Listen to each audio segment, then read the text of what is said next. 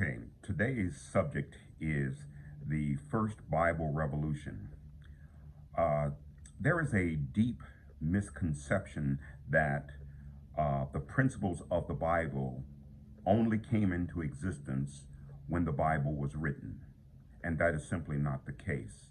Many of the principles that we see in the Bible were already in existence by the time Moses writes Genesis. This is a key issue that we have to address. Now, Moses writes the book of Genesis around circuit 1450 BC.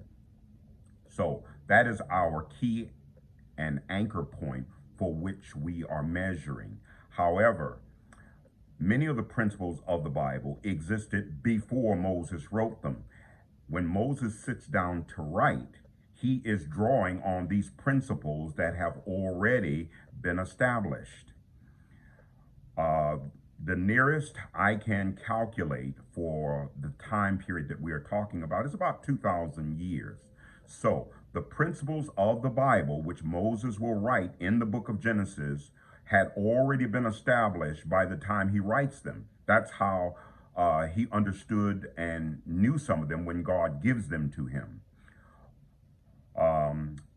Today, we're going to talk about one of those principles. And the principle that we're going to be talking about is salvation, how that came about. We could start with Joseph in Genesis chapter 41, verse 38. We could start there because here is one of the first times within the Bible that we see that the Egyptians actually worshiped one God, where the Pharaoh confesses that the Spirit of God, he understood that. But we're not going to start there. Where we're going to start is much earlier because the first revolution begins before Moses writes Genesis. So by the time Moses sits down to write it, he knows about it. He studied about it at the Temple of Amen. He understood this concept. Now, to begin, we're going to start by drawing a principle from anthropology. Anthropology tells us a very specific and very important principle, and that is no civilization can proceed or develop or rise. No civilization can develop until it answers one question. And that question is, what happens after a person dies? That is the key and essential question that drives civilization to develop. All civilizations. Okay? Africa is the first. So, therefore, we have to now go to Africa to see exactly how everything rose. Every invention that man has ever invented is due to the development of the idea of what happens after you die. This principle is the driving force behind civilization. All religions are like this. All civilizations are like this. We need to get to the bottom of what happens to a person after they die. Now, I take a moment here before we proceed. As I am new to YouTube, I am supposed to ask you to subscribe to the channel and leave a comment. Let me know what you think. Many of the ideas and understandings that we are developing on this channel, I would like to see what you say about this so that I can further develop the content which you will be seeing on here. Okay, now let's proceed. The beginning of the principle of salvation as we understand that word, that is salvation meaning if you live a moral and righteous life, you can actually go to heaven. All variations of doctrines of that, but the main principle is how we understand the word salvation in the Christian sense. This begins with what we might call the Osirian Revolution or the Osirian Revolution. In the beginning, around 3600 BC, or around that time, When a person died, that was it. But Egypt developed the doctrine that when the king dies, when the pharaoh dies, so it starts as a political issue. When the king dies, he joins God on another plane, a divine plane for eternal life. Okay, for those of you who do not know the myth of Osiris, Osiris is the king who came back to life. He represents the principle of resurrection. He is the resurrection aspect of God. He represents the idea that God can resurrect you. This principle becomes part of Egyptian civilization. So the Egyptians began to say, when you die, the king is allowed or can join God on another divine plane. All right. Then in the 5th dynasty, there arose a revolt, a revolution in which the people said, we want that eternal life. We want to be resurrected. We want to have the same thing that the king has. So what they did was they protested and said, we want to have eternal life just like the king. This began the development of a new principle, a principle that says you can too. You too can have eternal life. Well, how do you get that eternal life? The way you get that eternal life, and this begins the development, and this happens to be around 2375. So this is actually not, catch it now, 900 years before Moses writes Genesis. So the people began to say, we want that eternal life. How do you get that eternal life?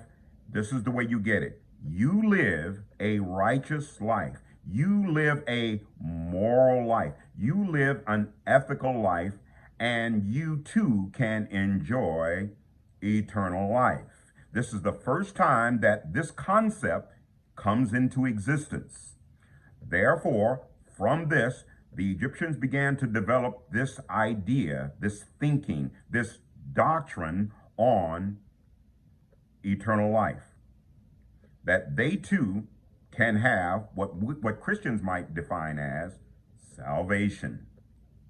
This occurred in the 5th dynasty, and so we see in the 5th dynasty for the very first time in history, we see the tomb of Unas inscribed with hieroglyphs and words that specifically talk about the king traveling towards that divine plane. So the words describe it. Incidentally, we also see the first confession of God one.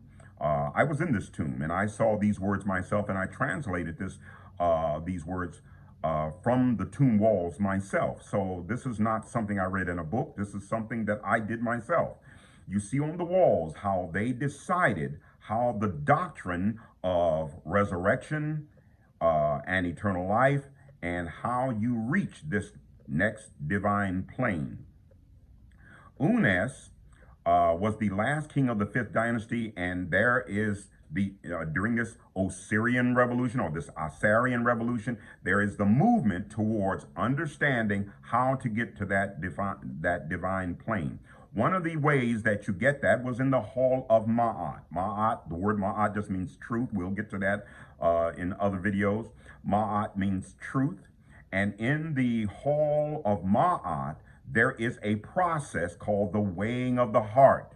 This is where we get you know how you say, I love you with all my heart, and you say, she broke my heart and all that kind of stuff. Well, the heart does not feel like that. The heart is a muscle, and it pumps blood, and that's it. It does not love. You actually love with your mind. The idea in Western civilization right now today, we get the idea of your heart being the seat of emotions from this very concept. In the hall of Ma'at, you have an idea that you weigh the heart. If your heart was light as a feather, literally, This is where we get this idea. This is where we get this notion. We know this saying, but this is where it comes from. If your heart was light as a feather, it meant that your heart was righteous, that your heart was pure, that your heart was right, and therefore you too could have that eternal life. Now we come to Moses. When Moses sits down to write, he writes the Torah, and the word salvation is not used in the Christian sense. The concept of salvation, as Christians understand this principle, comes much later. It's a later notion. And the reason why it's a later notion is that it had to develop. The first time that the word salvation appears in the Bible is actually Exodus chapter 14 and verse 13, and where Moses says, stand still and watch the salvation of the Lord. But that is talking specifically about Israel being delivered from its oppressors, in this case, the Egyptians. So in the Hebrew Bible, the word salvation, as we as Christians understand it, does not appear. That doctrine is not there.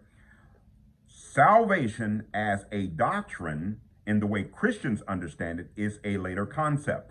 Christians maintain that we had to decode this doctrine and idea in order to understand it. And the way of decoding it, this idea of decoding the ideas in the Bible that are not explicit, is actually from the work of Dr. Spencer. And you can see some of my other work with that.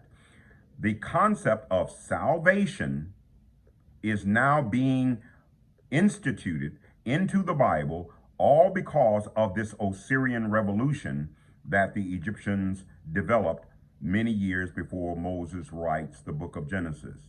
So as we go forward, what we're going to see is that many of the doctrines, many of the ideas, many of the principles of the Bible are specifically Egyptian. That does not mean they're not inspired. That does not mean that God did not give them to Moses or the Israelites. It doesn't mean anything like that. It just means that African people were a part of this whole process.